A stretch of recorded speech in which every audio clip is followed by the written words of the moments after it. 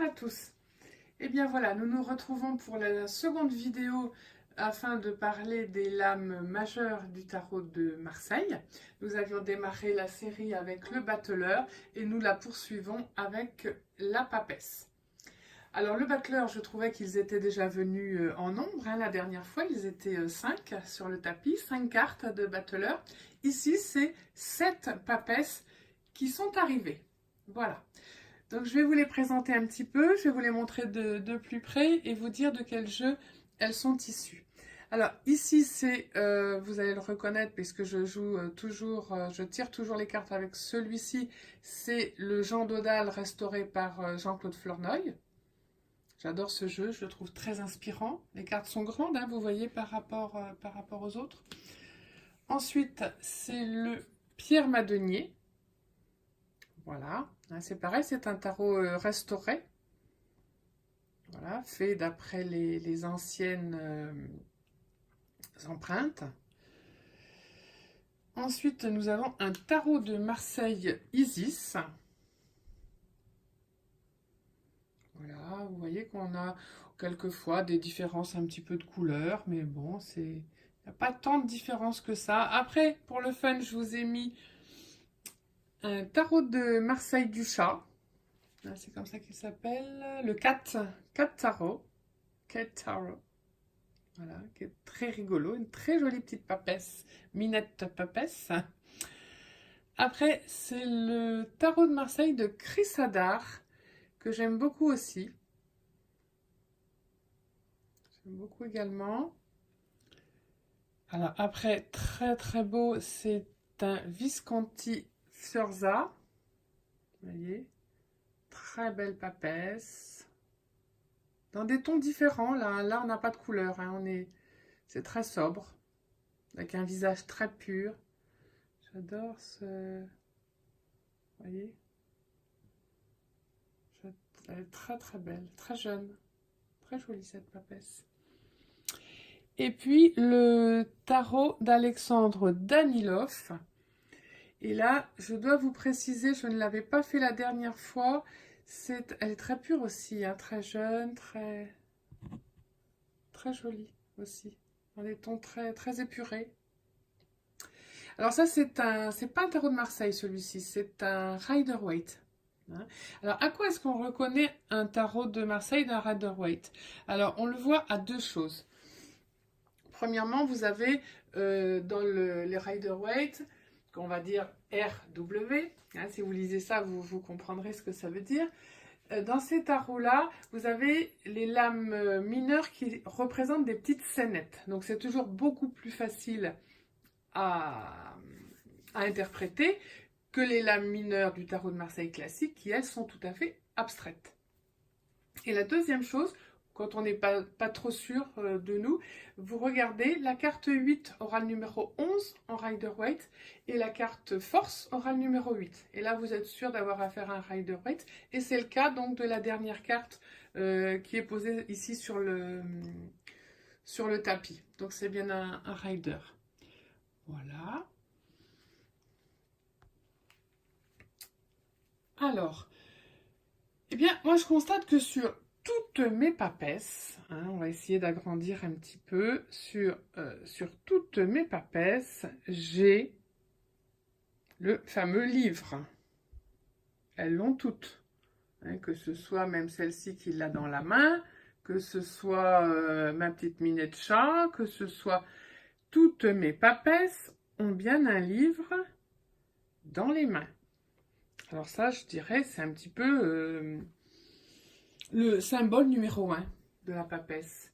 Alors pourquoi elle a ce livre entre les mains, bien ouvert, à part sur le Visconti, autrement le livre est bien ouvert. Est-ce qu'elle l'a ici, le livre d'ailleurs, sur cette carte? Je ne le vois pas. Tiens, elle ne l'a pas sur celle-ci. Donc je disais surtout... Non, voilà, elle a un très grand parchemin que l'on voit ici, voilà. Donc c'est une façon un petit peu plus moderne de représenter les écritures. Voilà. Donc toutes les autres ont bel et bien un livre. Alors, eh bien, c'est le livre de la connaissance. Tout est écrit dedans. La papesse, vous voyez, elle n'a même pas besoin de le regarder, son livre. Elle le connaît. Elle la connaît, l'histoire. C'est l'histoire certainement de sa vie. Donc, elle la connaît, elle n'a pas besoin de la regarder. Ensuite, point commun toujours, hein, vous pourrez zoomer chez vous si vous le voulez aussi.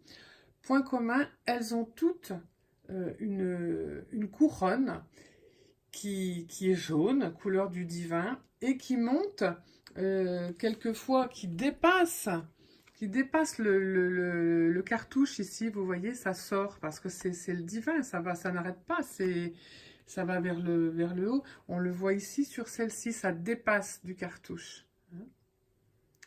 Donc ça, bien sûr, c'est sa grande spiritualité. Et ce symbole est là pour nous le rappeler, que c'est une personne très spirituelle. Ensuite, sur toutes les cartes, là sur les 7, j'y tiens, les oreilles sont bien couvertes, cachées, parce que elle n'écoute pas. La papesse, elle sait déjà, donc pourquoi, qu'est-ce qu'elle va écouter, qu'est-ce qu'elle va entendre, elle n'a pas besoin. Donc la papesse, elle n'écoute pas. Elle a la connaissance, elle n'écoute pas. Et elle est très couverte. Vous voyez, elle est sur absolument toutes les cartes, y compris notre petite minette. The Cat Tarot.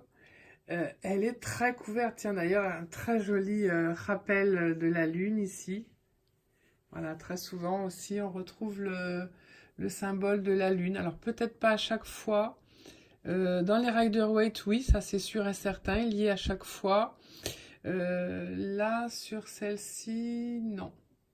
Non, mais voilà, très souvent. Il y a un quartier de lune qui traîne par là pour l'émotionnel, le féminin, toutes ces choses, la spiritualité, tous les cycles aussi, toutes ces choses-là. Qu'est-ce que j'ai? Ah oui, alors très couverte, très très très couverte. Hein. Là, je vais prendre le Pierre Madonier. Vous voyez, on voit pas, à part un petit peu les mains. Voilà. Une main entière, l'autre à peine. Le visage, vraiment le bord du visage. Autrement, à aucun moment, on voit même pas les pieds. Voilà, hein, elle est très couverte. Elle est très couverte parce qu'elle ne montre rien. Elle est passive, la papesse. La papesse, c'est pas quelqu'un d'expansif, hein. Donc là, elle a un signe religieux, elle a la croix.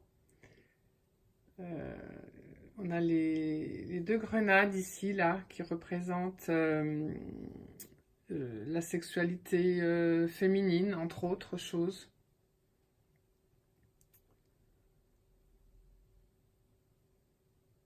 Alors, celle-là, on voit un petit peu ses pieds, je sais pas, même pas, des chaussons. Oh non, elle est très très couverte. Alors, avec ici, dans le bas des vagues, hein, bon là, voilà, le rider, c'est toujours un petit peu plus... on sort toujours un petit peu plus du côté traditionnel quand même, hein. Mais sinon, les autres, voilà, ça c'est vraiment la tradition pure de la carte papesse. Je me demande même si elle n'a pas des gants. Non, peut-être pas, mais enfin, elle a les mains blanches, hein, et le visage blanc, en signe de grande pureté. Voilà, donc nous retiendrons que notre papesse, elle est très couverte. Elle a une coiffe qui sort du cartouche et qui est couleur or pour le divin. Elle a les oreilles couvertes. Et surtout, elle a un livre ouvert. Son visage est tourné vers le passé. Elle regarde dans le passé. Elle est assise. Donc vous voyez bien que c'est une arcane qui représente vraiment la passivité. Hein. C'est pas, si vous cherchez à savoir s'il va se passer quelque chose, si l'action va avoir lieu, c'est pas avec elle que ça va se passer.